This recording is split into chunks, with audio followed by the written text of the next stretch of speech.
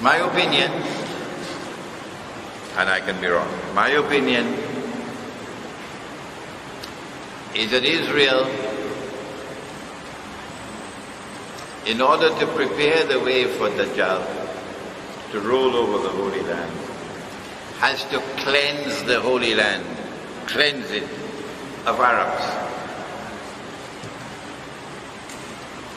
The easiest part of the Holy Land to be cleansed of Arabs is Gaza.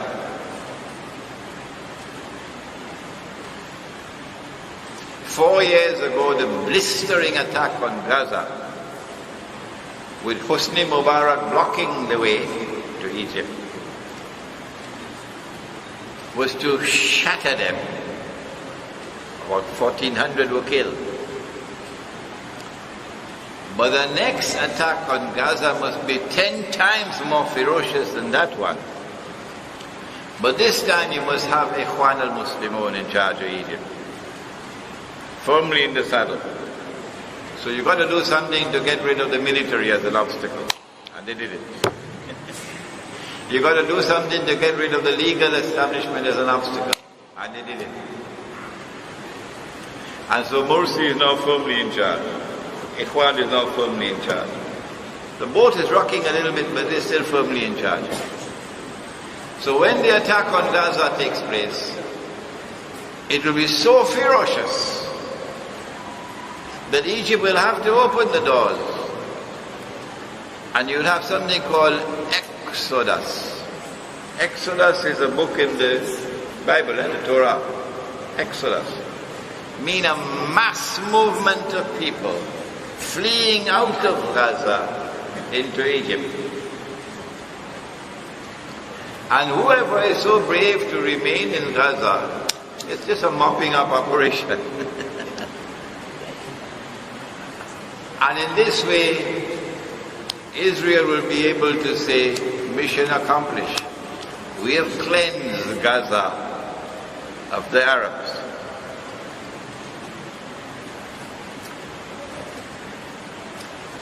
But there's also another agenda. I don't know which one comes first, or which will take priority over the other. And that is that because somebody rewrote the Torah to put into the Torah that Al-Ard al-Muqaddasa, the Holy Land, extends from the river of Egypt, which is the river Nile, to the river Euphrates, the Furat. This is Al-Ard al-Muqaddasa. Of course it's a lie. Of course it's false. But that's what they did.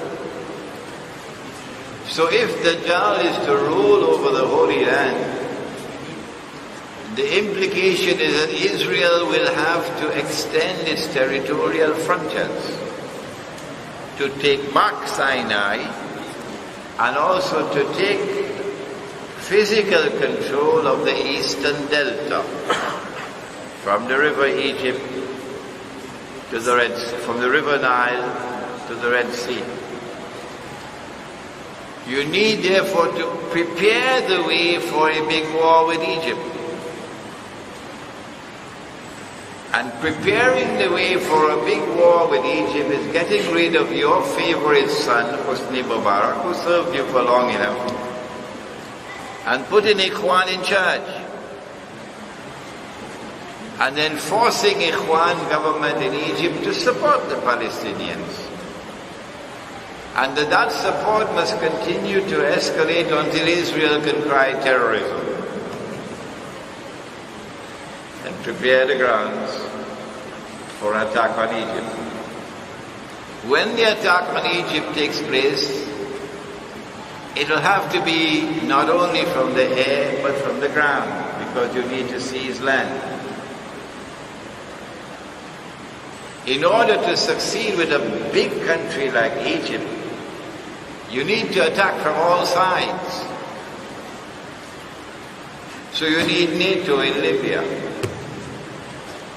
And thanks to those who have eyes and yet do not see, NATO is now in Libya. Yes. Thanks to those who have eyes and yet do not see, and consider Imran Hosein to be misguided, and a supporter of Gaddafi, and a supporter of Assad, and such nonsense. NATO is now in Libya. So the attack will take place from both sides. Egypt will be attacked from the east by Israel, and from the west by NATO. From the north you will have a naval blockade and bombardment. And they're fishing in the south with Sudan, South Sudan, to be able to make an attack from the south as well. Ethiopia and South Sudan are both clients of Israel today. Ethiopia and South Sudan are both clients of Israel today. The only thing that's standing in the way is Sudan. That's all. If they succeed in destabilizing Sudan, and that is a possibility, then Egypt would be surrounded from all sides. And so the attack on Gaza, I believe, has to be analyzed from the perspective of that grand design of what are the ultimate